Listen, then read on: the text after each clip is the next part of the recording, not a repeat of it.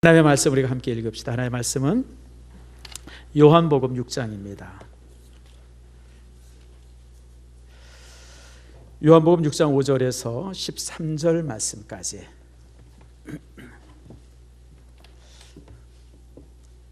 자, 찾으셨죠?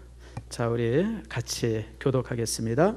예수께서 눈을 들어 큰 무리를 자기에게로 오는 것을 보시고 빌립에게 이르시되 우리가 어디서 떡을 사서 이 사람들을 먹이겠느냐 하시니,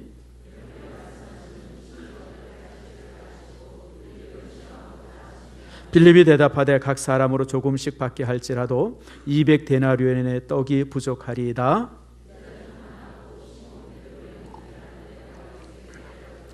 여기 한 아이가 있어 보리떡 5개와 물고기 2마리를 가지고 있나이다. 그러나 그것이 이 많은 사람에게 얼마나 되겠사옵나이까?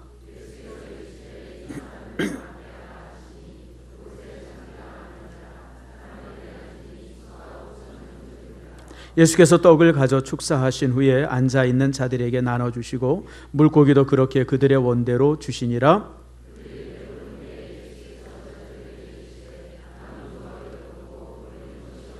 함께 읽습니다.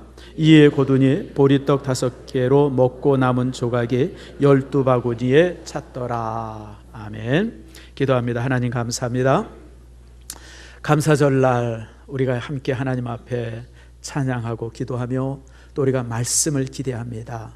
주의 말씀이 우리에게 임할 때 우리의 가슴이 뛰게 하시고 말씀이 우리의 삶을 변화시키며 말씀 안에서 우리가 새로워질 수 있도록 복을 내리워 주시옵소서. 아버지 하나님, 참으로 말씀이 흔한 시절에 있지만 그러나 정말 우리의 삶을 움직이는 말씀은 귀한 이때에 강단에서 주어지는 모든 말씀들이 우리를 새롭게 하는 그런 축복의 권능의 말씀 되게 해 주시옵소서.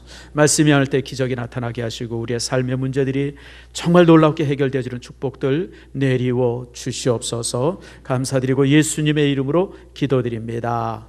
아멘.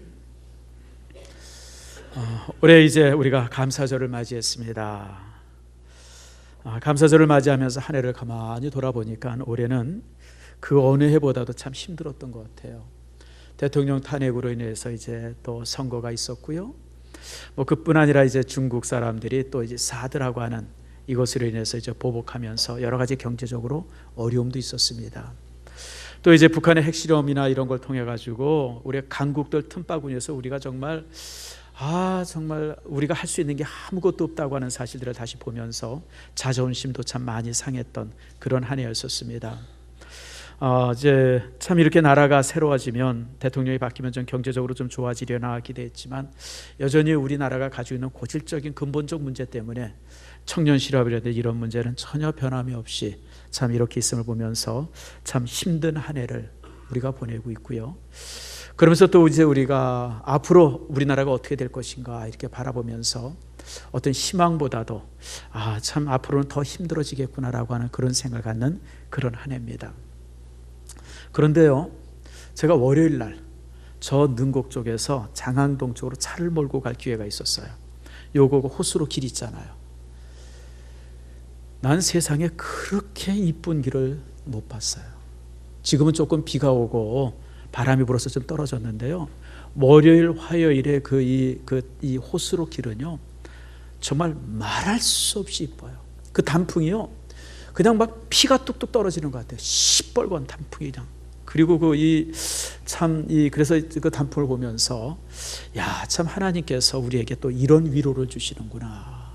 마음의 답답함이라든지 삶의 힘듦들이 있음에도 불구하고 순간순간 또 작은 모양으로 우리에게 하나님께서 이렇게 기쁨을 주시고 또 우리 마음속을 위로해 주시는 하나님의 모습을 보면서 참 감사했습니다. 여러분들도 주변을 바라볼 때 힘들고 어려운 일이 많을지라도 주께서 순간순간 주시는 감사가 여러분의 삶을 아름답게 채우는 그런 축복이 있기를 축원합니다.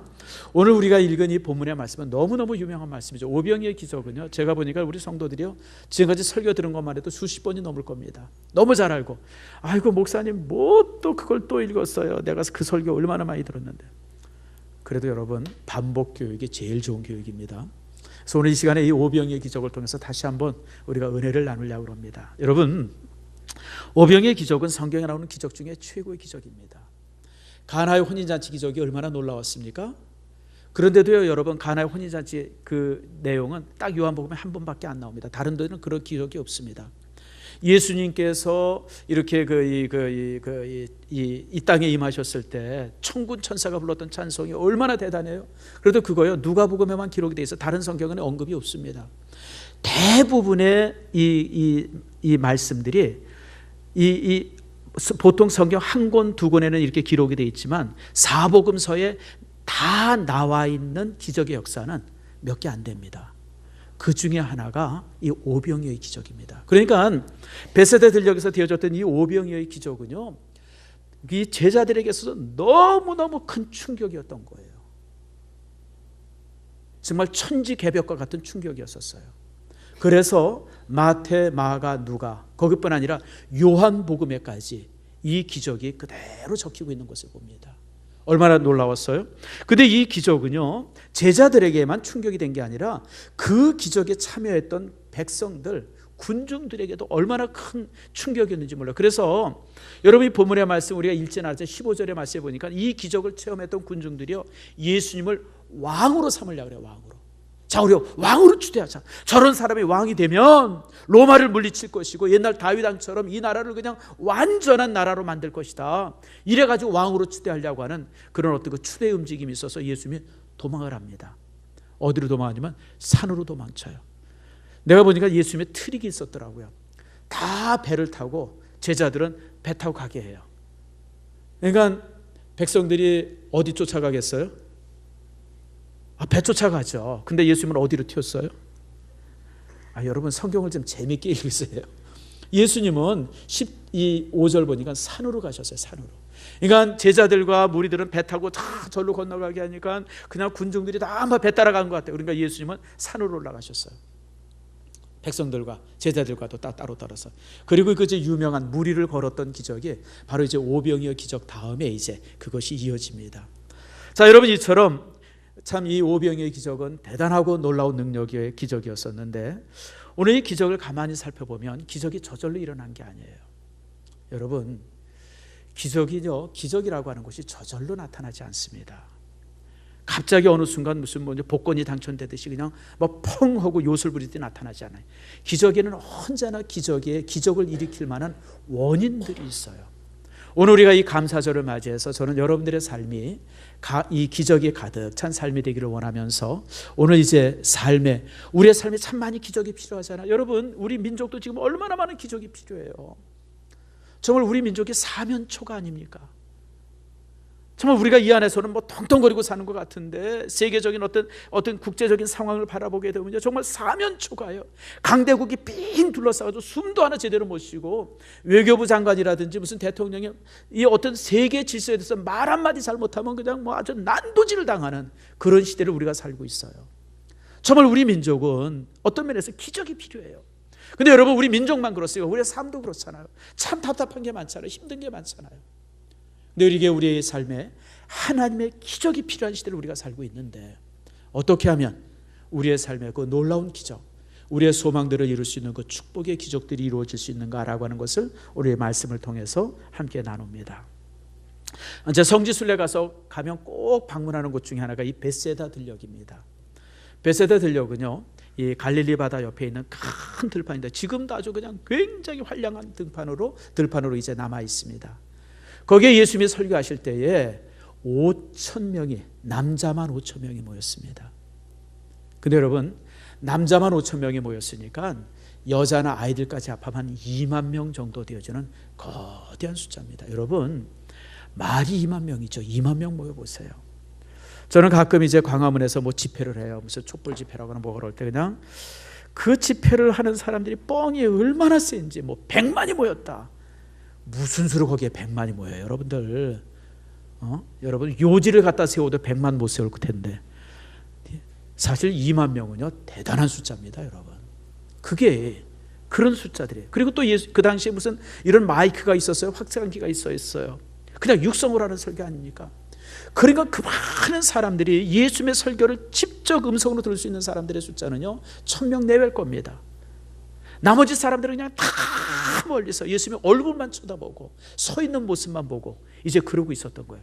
그러길 아침, 점심, 저녁이 지날 때까지도 그러고 있었어요. 저녁이 다 됐습니다. 이제 설교가 끝났어요. 예수님께서 가르쳤던 강론이 끝났습니다.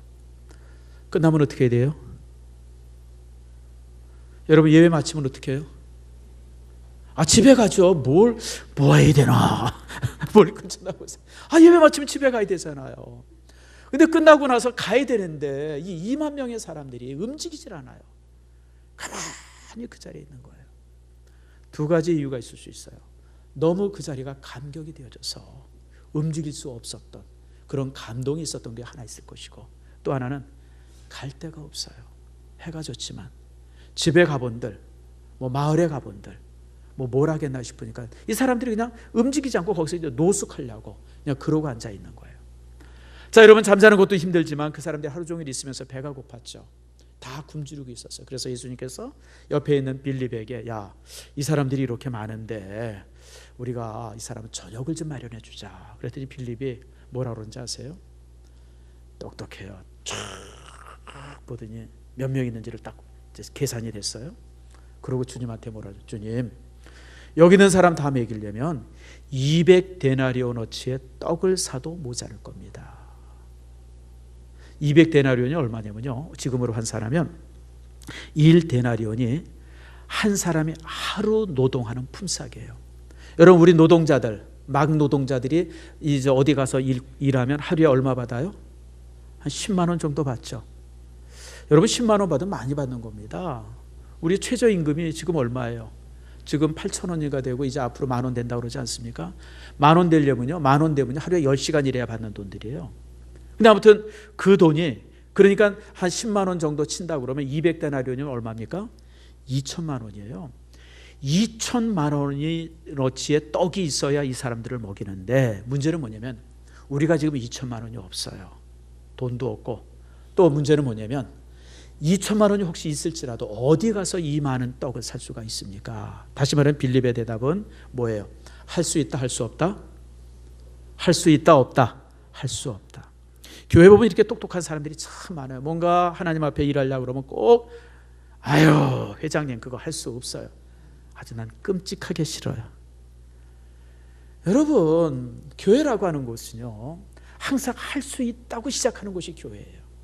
왜 못해요, 여러분들? 못할 이유가 뭐가 있어요? 예수님은 물고기 2마리에 떡 5개로 5,000명을 먹이셨는데, 우리가 그 기적을 만드셨던 그 주님이 계신 그 교회인데 왜 할 수 없어요? 왜 할 수 없어요? 근데 꼭 할 수 없다는 사람이. 그래서 이 사도 바울이 고린도 교인들을 향해서 편지를 쓸 때 뭐라고 그런지 아세요? 고린도 교회가 갈등이 많았어요. 싸움을 많이 했어요. 성도들끼리. 은사도 굉장히 많은 교회인데도 불구하고 교회가 갈등이 많았어요. 그랬더니 이 사도 바울이 고린도 교인들을 향해서 뭐라고 하냐면, 따라합시다. 교회는 예만 있고 아니오는 없는 곳이다. 그게 교회라는 거예요. 교회라고 하는 것은 예만 있는 곳이지, 긍정만 있는 곳이지, 아니오라고 하는 부정이 있어서는 안 된다는 거예요. 그러니까 교회가 자꾸만 누가 뭘 한다 그러면, 어떤 일을 한다 그러면 아니요 그러니까 교회가 세 파 네 파가 갈려져가지고 그냥 골치가 아픈 거예요. 근데 교회는 뭐만 있어야 돼요? 예만. 예합시다. 예합시다. 풋살합시다. 모입시다. 야, 이러고 가야지. 이 추운데 무슨 풋살이야. 다리 다쳐, 까져, 늙어가지고 힘들어, 무릎에 힘도 없어. 이러고 그러면 그냥 아무것도 아닌 거예요. 족구 합시다 그러면 어떻게 해야 돼요? 그러고 가야죠. 우리 북한산 갑시다 그러면 그러고 가야지. 북한산 가보니까 낙엽도 다지고 그냥 무슨 그냥 걸으면 땀나고 힘들고. 그럼 뭐로 살아요? 뭐로 사는지 모르겠어요. 나 그런 분들 보면. 여러분, 오늘 이 빌립의 대답은 아니오예요. 할 수 없다는 거예요. 참 안타깝죠.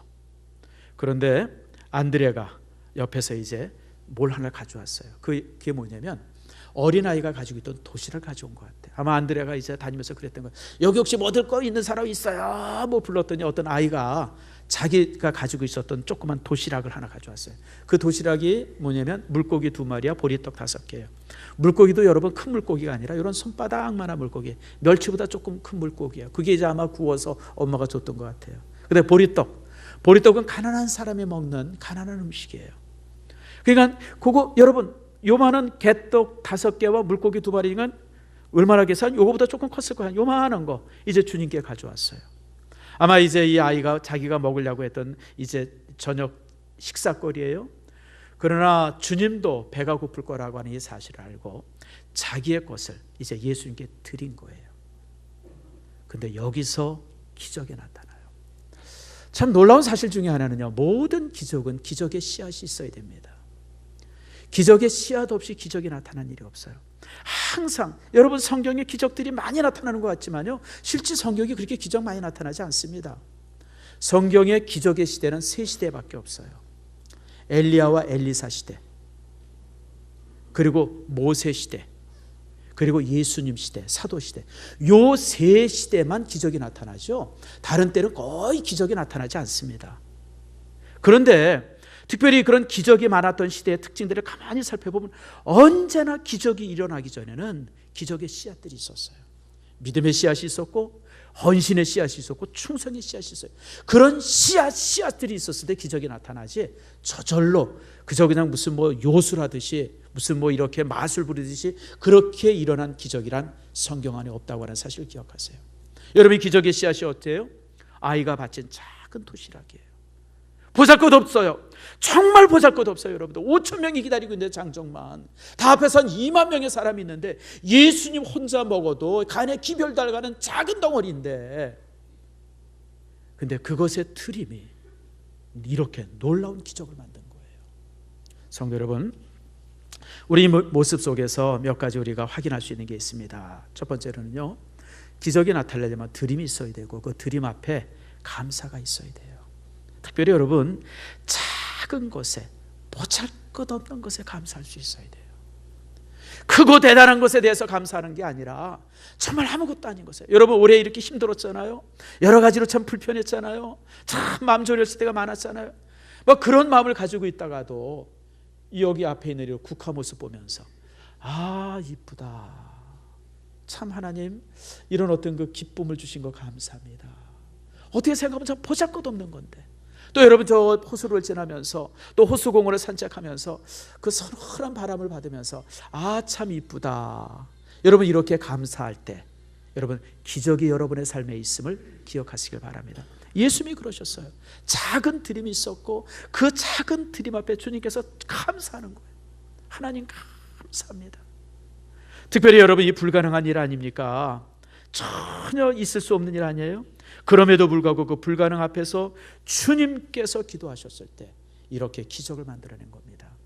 성도 여러분, 국회가 예산이 있죠. 지금 예산 막 이렇게 이렇게 검사한다. 이제 얼마 있으면 국정감사 끝나면 그럴 거예요. 세상의 일은 딱 논리적으로 준비되고, 그러니까 예산이라는 게 어떻게 세워요? 내년 한 해 동안 세금, 국민으로부터 받을 세금이 이만큼이고, 그리고 이만큼의 세금을 이렇게 쓰겠습니다. 이게 이제 예결산 아니에요.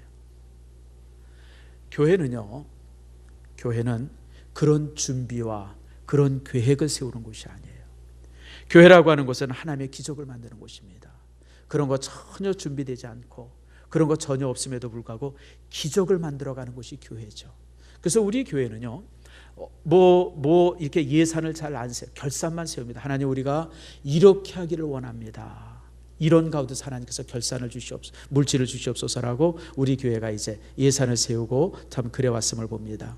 여러분, 인간의 계산 방법으로는 도저히 나오지 않지만, 그러나 하나님께서는 하십니다라고 하는 이런 어떤 그 절대 긍정의 믿음이 우리 속에 있어야 돼요. 자, 여러분 보세요. 제가 우리 교회가 22년의 역사인데, 22년의 역사를 가만히 뒤돌아보면 하나님의 기적이 말할 수 없이 많았어요. 자, 지금도 가끔 1년에 한 번 정도 이게 우리 이제 지역 아동센터를 가봅니다. 들어가 보면 요거 딱 반만 하잖아. 요거 반만 한데, 거기 또 반 나눠가지고 거기서 이제 이렇게 개척을 시작했어요. 나는 지금도 보면, 아, 내가 그때 참 머리가 나빴구나. 내가 그때 여기서 개척을 할 생각을 하나. 한번 가보세요, 여러분. 그게 개척할 수 있는 장소인가?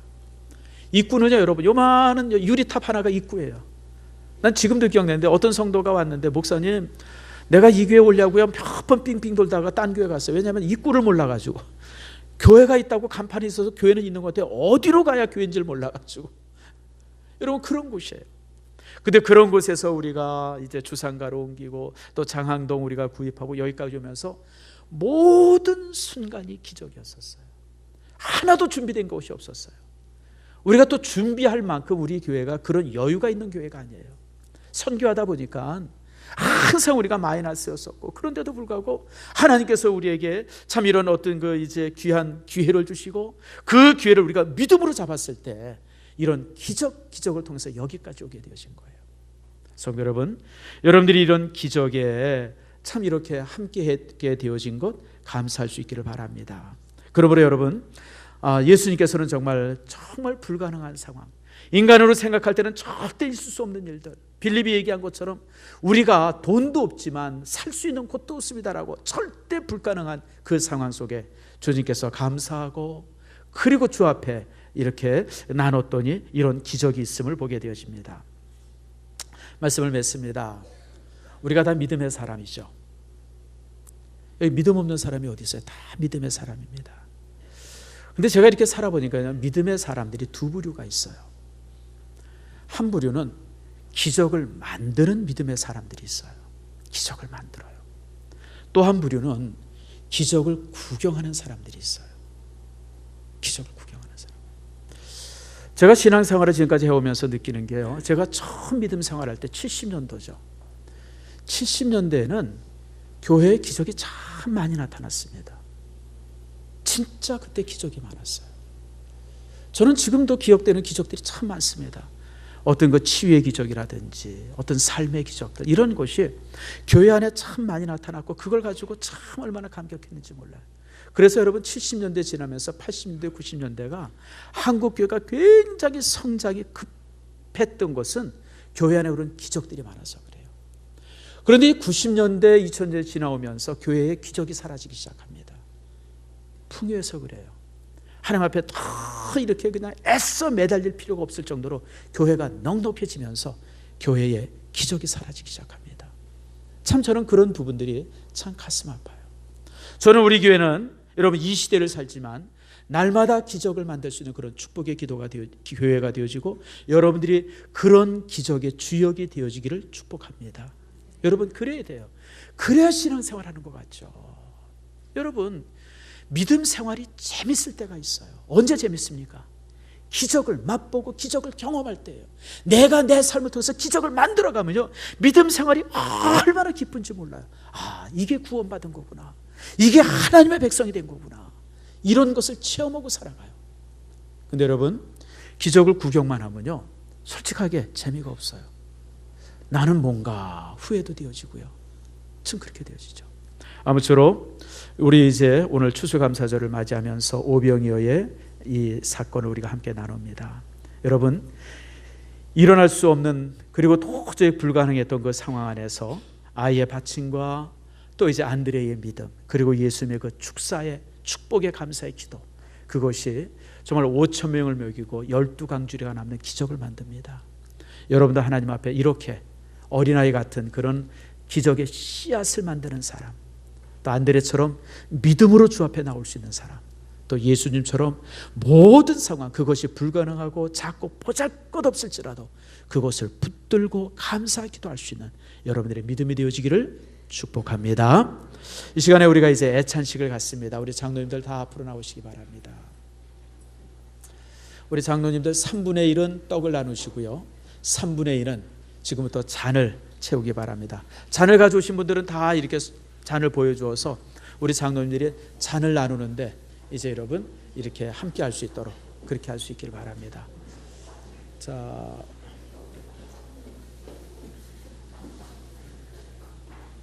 우선 먼저 저기 장갑 끼지 마세요.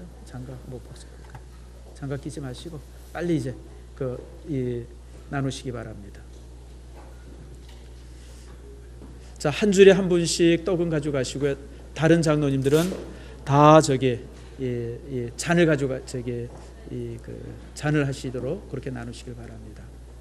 자, 잔을 가져오신 분들은 자 이렇게 보여서, 그 다음에 잔을 가져오신 분들은 그냥 입을 벌리시기 바랍니다. 그냥 거기다 부어드리게, 저번 주에 말씀한 것처럼. 그리고 받으면 그 자리에 놔두세요. 제가 애찬식을 설명하고 여러분들과 함께 들을 겁니다. 자, 2층에도 올라가시기 바랍니다.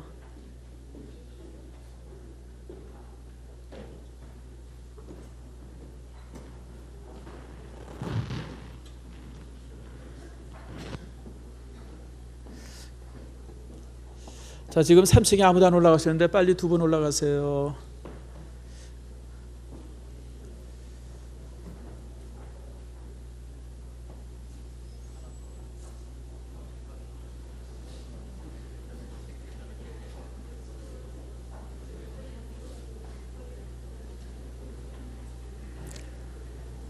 저는 요 잔을요 성지순례 가서 가나에서 사온 겁니다. 내년에 성지순례 가시는 분들은 가나에서 이거 꼭 구입하셔서 여러분 함께 하길 바랍니다. 예, 전 됐고요. 빨리 2층에 좀 올라가세요. 정말.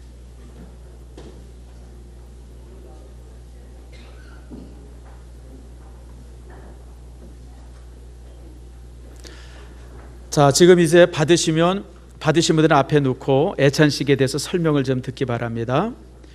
교회는 네 가지 중심 사역이 있습니다. 그게 뭐냐면 예배와 전도, 봉사와 교제입니다. 애찬식은 교제의 사역입니다. 이렇게 성도들이 서로 나누고, 그래서 여러분 이 초대교회 때는 이 교제를 아가페의 식사라 그래가지고 항상 예배 마친 다음에 공동의 식사를 통해서 교제를 나눴습니다. 그래서 예배를 마치고 나면 이제 공동의 식사를 했고요. 공동의 식사가 마쳐지면 그리고 이제 성찬식을 했습니다. 그게 이제 초대교회의 예배의 모습입니다. 그러다가 이 공동의 식사가 조금 문제가 생기기 시작했어요. 교회 안에 갈등도 만들고 뭐 또 하다 보니까 뭐 이렇게 저렇게 말들 많고, 그러다 보니까 주후 2200년 카르타고 회의에서 교회에서 주일날 예배와 성찬식만 하고 애찬식을 하지 말아라라고 결정을 내립니다. 그래서 애찬식이 예수님 돌아가시고 약 한 190년, 한 200년 정도 지속되다가 애찬식이 교회에서 공식적으로 사라집니다.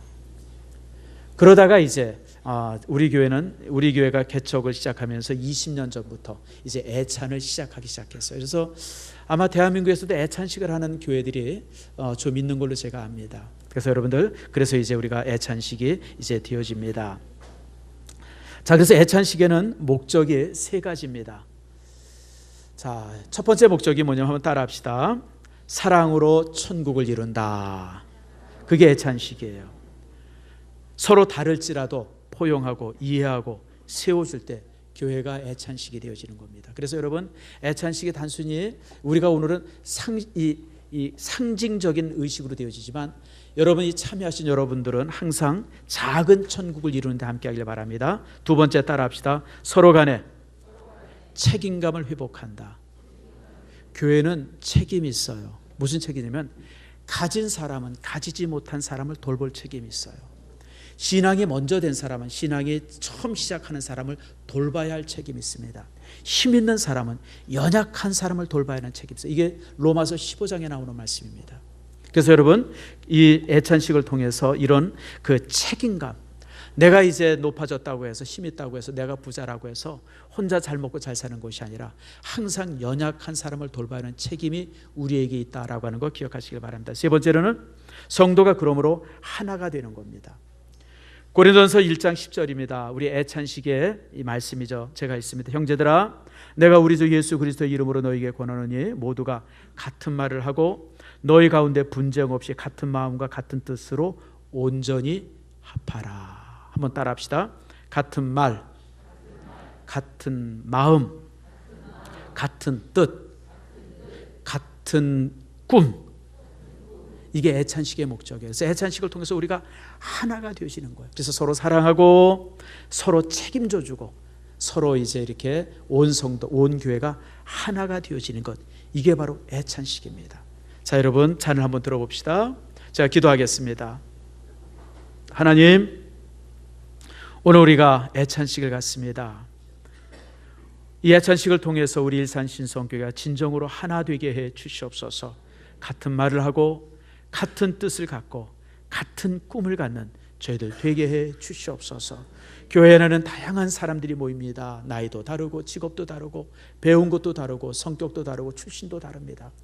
그러나 모든 것이 다르지만 우리가 일산신성교회 안에만 들어오면 온 성도가 하나 되어지는 축복 주님 내리워 주시옵소서. 주께서 함께 하시는 가운데서 영광된 저들 다 되게 해 주시옵소서.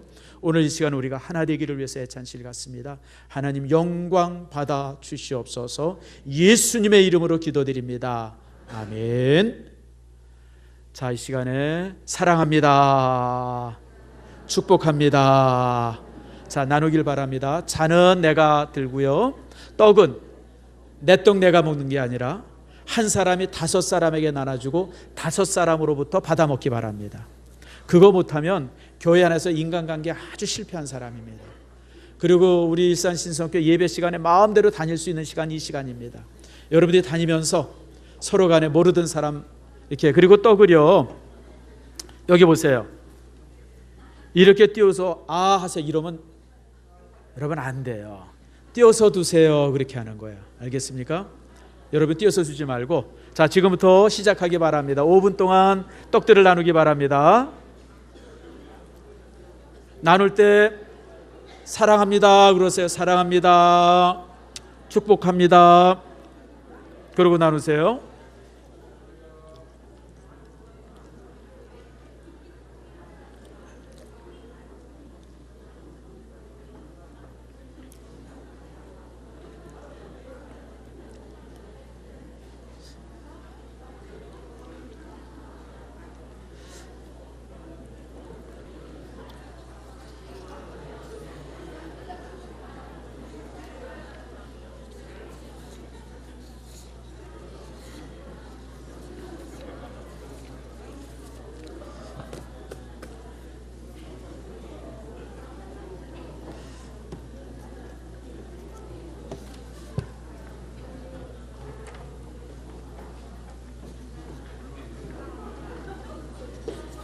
아이고 우리 자, 감사합니다. 사랑합니다.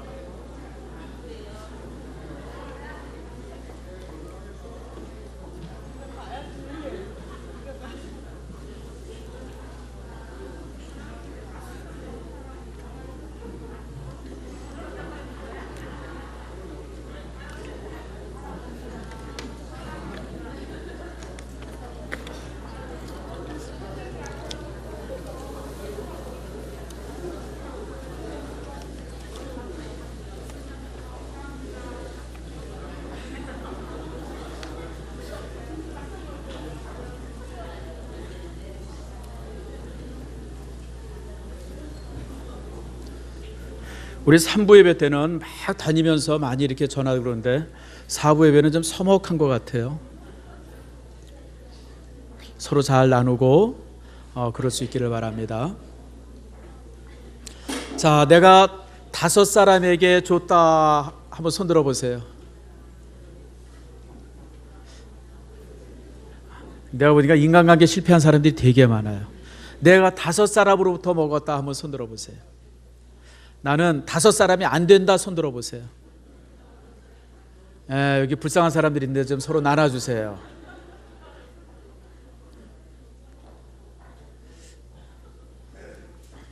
여러분 감사합니다.